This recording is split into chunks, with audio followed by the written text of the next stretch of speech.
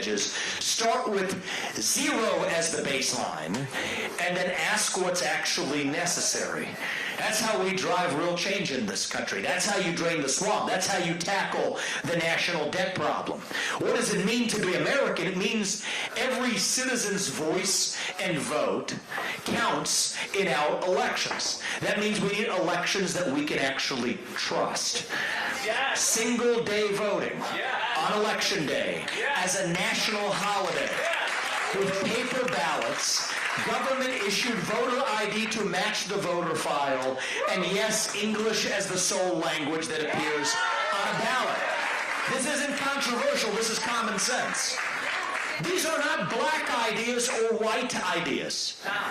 These aren't even Democrat ideas or Republican ideas. They're American ideas that we fought a revolution for. Common sense. You know what it was? You see those pamphlets hanging around that says common sense. Thomas Paine wrote Common Sense in 1776 to start the American Revolution. I'll write some common sense to start the revolution of 2024. That's how we're going to do this. We have celebrated our diversity and our differences so much that we forgot all of the ways we are really just the same as Americans, bound by that common set of ideals. And I believe those ideals still exist. I am running for president to revive them. But here's how we're going to do it. We've lost that. Here's how it's going to happen. It's going to be by all of us. Not just me. Every single one of us starting to speak the truth in the open again. Say in public what you will say in private at the dinner table. Say it with a spine. Say it with conviction. Say it with respect. But part of respect is that you respect your neighbor enough to tell him what you actually think. We have a culture of fear in this country that has spread like an epidemic. We are done with it. But that's going to take a leader who's going to be able to speak the truth, not just when it's easy, but when it's hard. If you want somebody who's going to shut down the deep state and speak truth to power, then vote for somebody who's going to speak the truth to you. There's a reason why I'm the only candidate in this race who's able to say certain things. That I will pardon those peaceful protesters on J6. That the climate change agenda is a hoax because it has nothing to do with the climate. That our own money is being spent to Ukraine so some kleptocrat can buy a bigger house. There's a reason why I'm the only person in this race who's able to speak certain hard truths. It's because every politician dances to the tune of their biggest donor. And in my case, that biggest donor is me. Okay? I'm not somebody's circus monkey. I'll be honest with you guys, I would rather lose some election and speak the truth than to win by playing some political snakes and ladders. I'll tell you the truth about that, but I think that's the winning strategy. I think we're going to shock the system with what happens on January 15th in Iowa and then January 23rd. That's really when we get this started, where we win New Hampshire right here at home. That's not my choice. That belongs to you. And you know what we're going to do? We're going to speak the truth at every step of the way. The things I'm saying, they're controversial not because they are false, but because they are true. I will speak to you my conviction without apologizing for it. God is real. There are two genders. Fossil fuels are a requirement for human prosperity. It's a fact. Reverse racism is racism. An open border is not a border. Parents determine the education of their children. The nuclear family is still the greatest form of governance known to mankind. Capitalism still lifts us up from poverty, and we're not going to apologize for it. There are three branches of government in the United States, not four. And the U.S. Constitution, it is the strongest and greatest guarantor of freedom in human history. That is the truth. We fight for the truth. We stand up for the truth. That is what won us the American Revolution. That is what reunited us after the Civil War. That is what won us 2 world wars and the Cold War. what still gives hope to the free world. And if we can revive that dream over group identity and victimhood and grievance, then nobody in the world, not a nation, not a corporation, not a virus, not China is going to defeat us. That is what American exceptionalism is all about, and that is what we are going to revive to save this great nation. Thank you for coming out today, guys. We will not stop until we get the job done. God bless you. God bless your families. And God bless our United States of America. We're going to open this up. Let's practice what we preach a little bit. Right here, I'm going to take a couple questions from you guys. Don't hold back from me. I want to hear from you. Hey, Mark from Hampton, New Hampshire. Good to see you, man. Good to see you, too. You don't have to win me over. I'm going to vote for you, but I just have a question. The people that don't believe in God, how do you convince them that that is like the most important tenet of your campaign? Because I don't need to, is the answer. What I need to convince them of is we have a First Amendment in this country that says two essential things. You're free to speak your mind, whatever your beliefs, including your atheist. You have the right to speak that in this country. But you also have the right to religious liberty, to the freedom of exercise of your religion. And part of what's happened in this country is, in the name of a tyranny, protecting against the tyranny of the majority, we've created a new tyranny of the minority. So I think it's wrong when the government pressures banks through the ESG movement, through the back door, to say that you can't get a loan from that bank because you might be on the Southern Poverty Law Center's list of hate groups because your church happens to believe in a traditional view of marriage. So you can follow up there. And so for me, that's what it's about, is preserve religious liberty. We've had an assault on that in this country. Do that. That's what this country's founded on, and that's what I'm going to stand for. And I just want to thank you for what you did today on Twitter Spaces to get Alex Jones back. Yeah, I've been advocating for that for a long time, and I think that, you know what, he's right about a lot of things. He's been wrong about some things too. Yeah. But you know what? If every person was going to be censored, exactly. Comes back to that First Amendment. Free speech doesn't include just speech you agree with. It includes the speech you disagree with. So I will always fight for your right to speak. Even if you disagree with me, I will defend to the death your right to say it. That's who we are as Americans.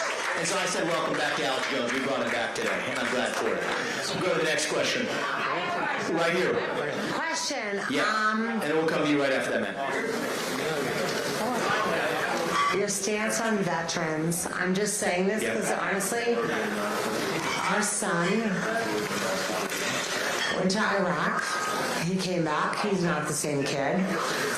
He has his spine fused in 3 places. He always thought he was going to be a fireman. He came back and no fire company will take him with 3 fuses in his spine. Who's here? What's his name? VA, his name is Jay. Jay?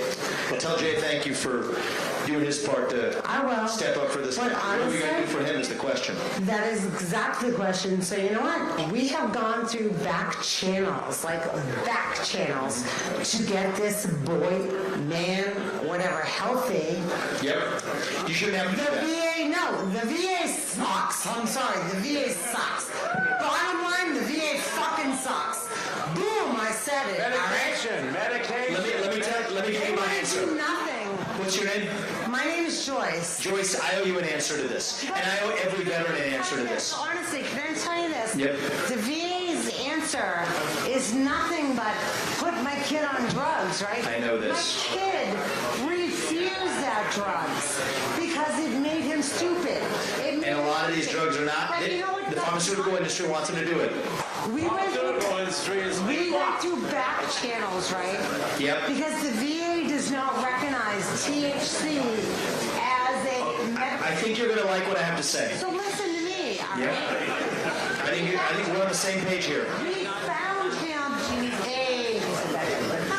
hard, got medical THC. He is a human being again. He will. Gunny solved every goddamn problem that he ever had. Because he's a smart man and he had to realize his potential. Thank you. So, that's exactly what. And that's what every veteran deserves in this country. Why? Well, it's corruption. I'm going to tell you the answer. I'm sick of complaining about the problem. Let's talk about what we're going to do to actually fix it, okay? Thank you. So on Veterans Day, actually here in New Hampshire, it was here in New Hampshire, we unveiled our comprehensive veterans policy to fix the VA. Let me lay down for you a few things we're going to do. I mean, the first thing, and I'll come back to this one later, we shouldn't be sending our sons and daughters to go fight somebody else's war when we're not protecting this country. So it starts with respecting our veterans that way. But let's talk about what we do for the people who are here. First thing is, we need decompression buffers. When you come back, you don't just thrust people back into civilian life. You train them. You actually have a decompression buffer. That brings down rates of PTSD. Next thing is we need privacy restrictions. Many veterans aren't reporting their PTSD because they get tagged with the red flag law. That's not fair. Every veteran should be able to have the privacy restriction to be able to report what's wrong with them. Now I want to tell you what we're going to do actually as it relates to medication. This one's controversial in the Republican Party, but I don't care. Schedule 1 substances should be descheduled for veterans with PTSD. Full stop. And you know what people are doing? Now 40 veterans a day, close to 40 are committing suicide. Many more are turning to fentanyl. When there are other options available for veterans who have served this country, we have to embrace medical choice through the VA. And I stand for that. And I'm going to go one step further, because I'm a businessman. I want to tell you how we're going to do this. In the business world, here's why the VA sucks. Here's why. One of the reasons why is the CEO or the CFO, their pay is determined by shareholders. The veterans should be the ones determining the pay of the actual people who are running the VA. That's where we need some accountability. We don't have that accountability today, so I think it's people like your son who should be voting for who gets paid more or less, who gets hired or fired at the top of the VA, not some bureaucracy. And I want to tell your son thank you for that. Well, it's going to change on my watch, because the VA reports to the President of the United States. So if I don't get that job done for you, then vote me the heck out in 2028, because that's a basic thing that I got to get done as Commander-in-Chief. That's my responsibility to you, to your son, and so many like him who have served this country. Thank you, and thank him for it as well. We'll come to you, sir, right here. This gentleman. Hi, I'm Andrew from Duxbury, Massachusetts. You were talking about the closing borders from the north and the south, but what are you going to do about the illegal immigrants already in the country? That's a tough question. That's the one they don't like to Are answer. you for mass deportation? Yes is the answer, but I'm going to tell you how. Right, so if you are in this country illegally, you will be returned to your country of origin. That's what happens. It stands for the rule of law on my watch. And I say this as a father. I'm a father of 2 sons. How can I tell them that they have to follow the rules when our own government is not following its own rules? I can't have 2 young boys in the White House and live by that hypocrisy. So they're telling you, here's why you can't do it, they'll say. There's only 6,000 ICE agents, they say, right? So how could they deport millions of people? Here's the answer to that question. I actually want to give credit to, it was actually a retired police officer here in New Hampshire who brought this to my attention for the first time, and we've gone deep on it. This is the right answer. 287G. It's a provision in the law that allows an ICE agent to serve a warrant via local law enforcement. Now you have 1 million people who can actually get this job done.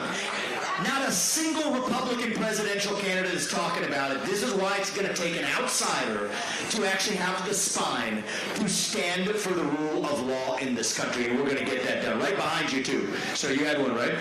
Yeah. Actually, Martha. Oh, your wife. Oh, sorry. I feel like the middle class is being crushed, Yes, they are. and fossil fuels is a big issue. Yes, it is. What is your solution to that? Here's my solution to it. Let's go on what's going on in this economy. Prices are going up. Interest rates and mortgages are going up, but wages have stayed flat. That's what's happened with our economy. Unlock the supply of energy in this country. Drill, frack, burn coal, and embrace nuclear energy. Fossil fuels are a requirement for our prosperity. And here's why we're not doing it.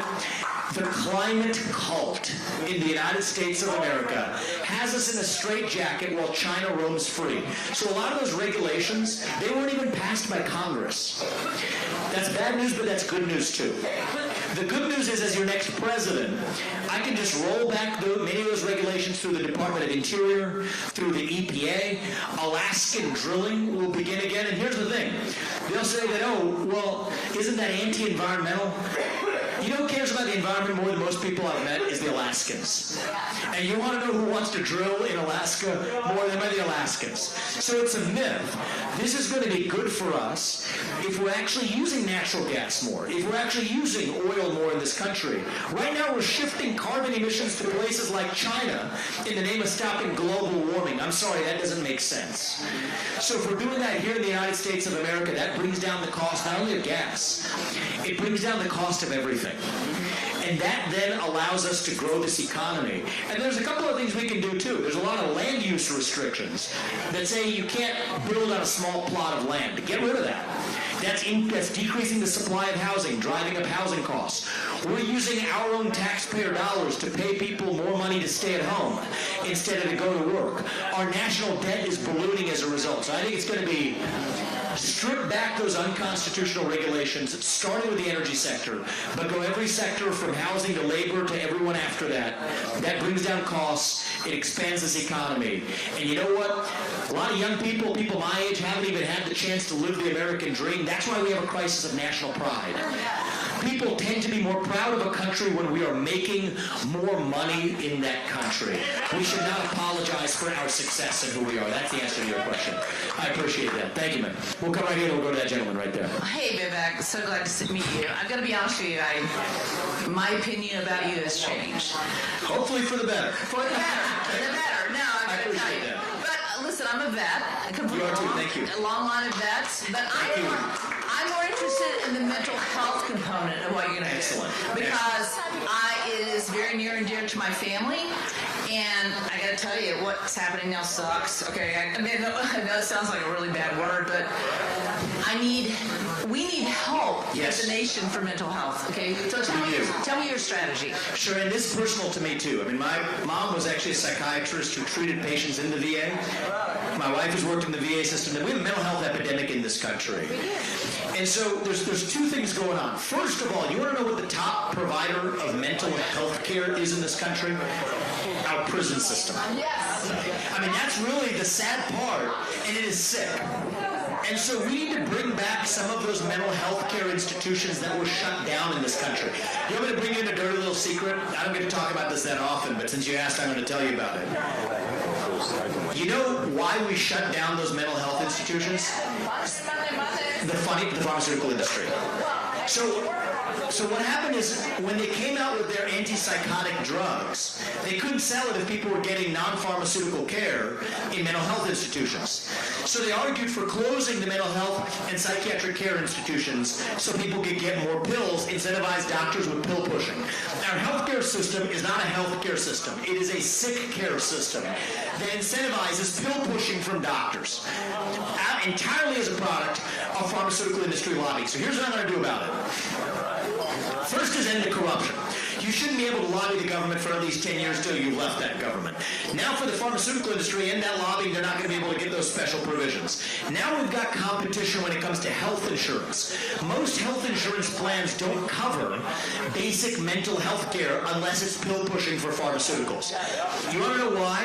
Health insurance companies have lobbied for special protections called antitrust exemption protections that stop new plans from entering the market.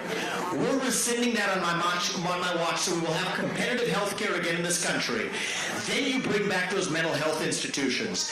And by the way, somebody asked me about the Second Amendment earlier. We were talking about it. Here's the right answer to deal with this. Remove psychiatrically ill people from their communities. That's what we need to do sooner than removing guns from law-abiding citizens if they're violent and dangerous. And then I want to go one layer deeper here, because it's not just about policy. What's going on in the country right now is we're hungry for a cause right now. Young people especially, we are starved for purpose and meaning and identity. At a time in our history when the traditional things that used to ground us, family, faith, patriotism, hard work, these things have disappeared. And that leaves this black hole in our hearts. And when you have that vacuum that runs that deep, that's when the poison fills the void.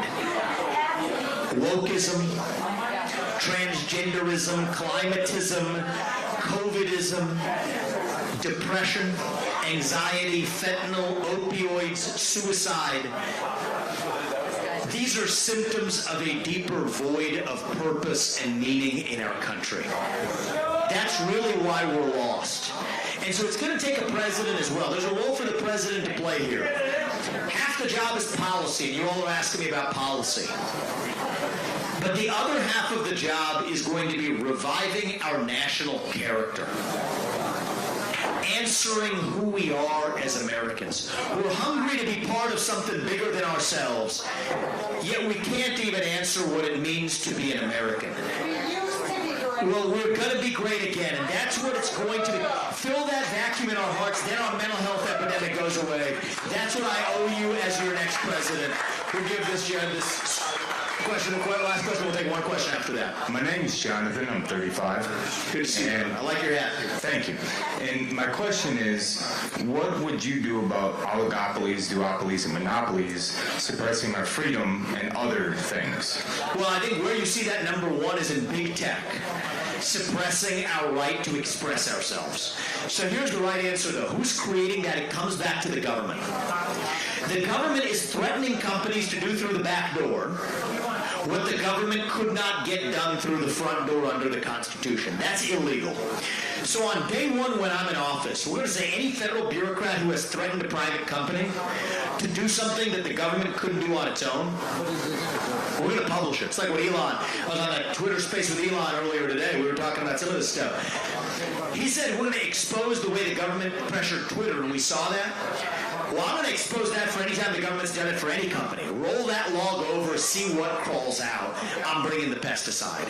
That's the way it looks at me, all right? That's illegal behavior, and we have to hold those government actors accountable. If they're illegally getting companies to do silencing speech or stopping loans that the government couldn't do directly, that's illegal, and it ends on my watch. Thank you for that question. We'll take one last question, and then we'll wrap up.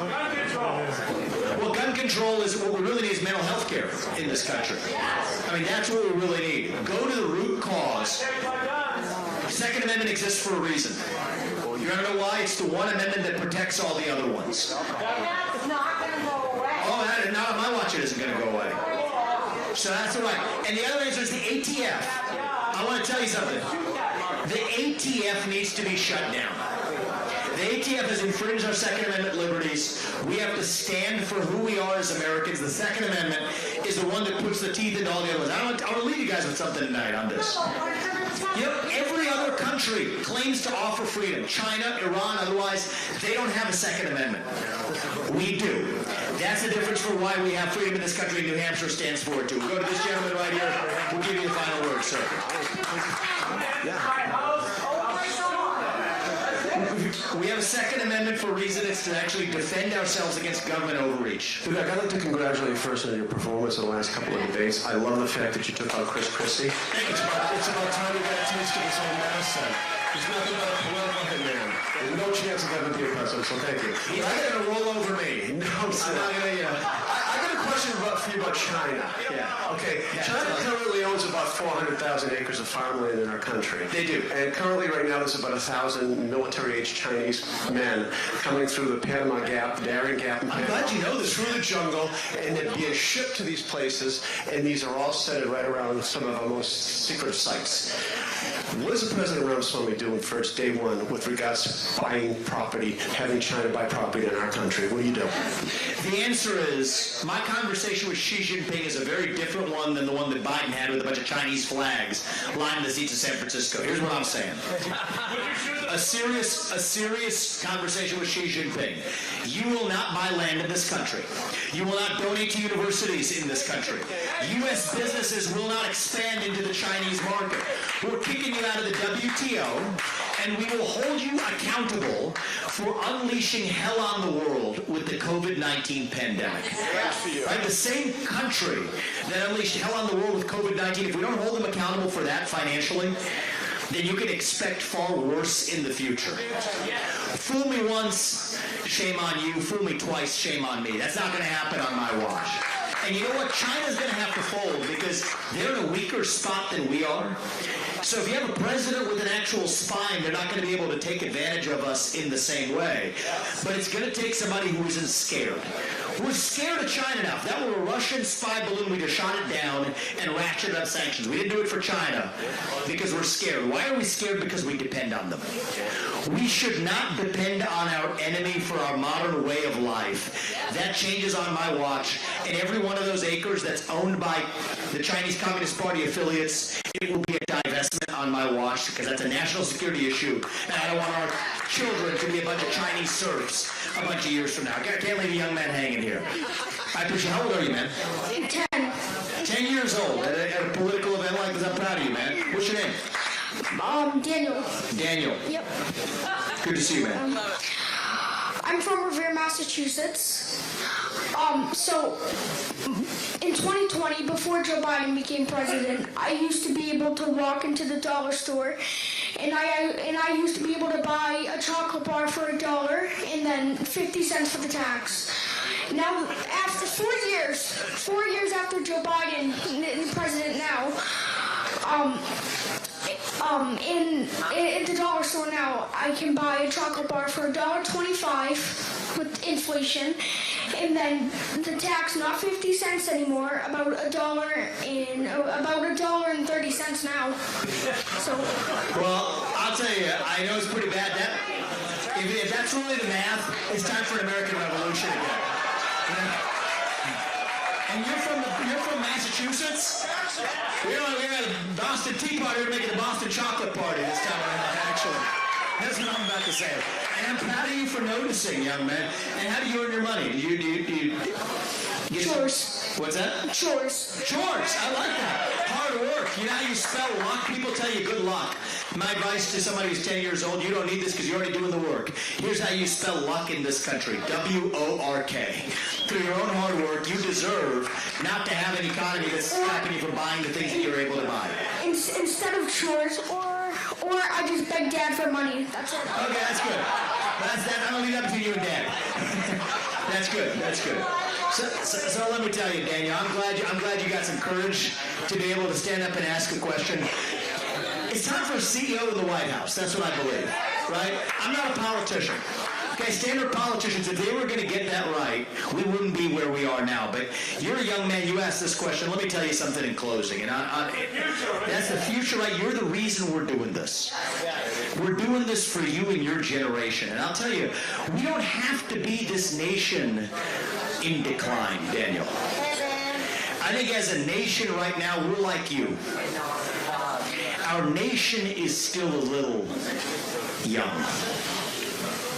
That's where we are. As a country, we're all going through our own version of adolescence right now. Figuring out who we're going to be when we grow up. So no, I don't think we have to be that nation in decline. I want you to know, you look around in this country, if I were you, I would say, hey, we're done and, all I have left is to fight over the scraps of some shrinking pie. I don't think it has to stay that way. I think we can still be a nation in our ascent. And I want you to know that from me to you, it is my job, it is our job to make sure we create that country for you so that we'll look you in the eye. Where's Dad? Well, thank you for bringing your son. We're going to look your son in the eye and mean it. And say it, and actually, not in some cheesy politician way, but actually mean it. And say that the United States of America is still the country where no matter who you are, or where your parents came from, or what your skin color is, or how long your last name is in some of our cases, right? What's your last name? Martin. All right, that's a nice and short one. That's good. However short your last name is, you still get ahead in this country with your own hard work, your own commitment, your own dedication. and that you know what? You are free to speak your mind at every step of the way. That is the American dream. That is what we are running to. And with your help, and I need your help on this, guys. I'm here to ask you for your help. January 23rd. I don't care if you're Republican, Libertarian, Independent, hell, even if you're an orphan Democrat and you're sick of what's happening. January 23rd. If I win New Hampshire, I am your next president. If I am your next president, we revive a country for Daniel and his generation. You guys do your part. You spread the word. Apoorva and I and our family, we're going to do ours to make sure that our country's best days are still yet ahead of us. God bless you.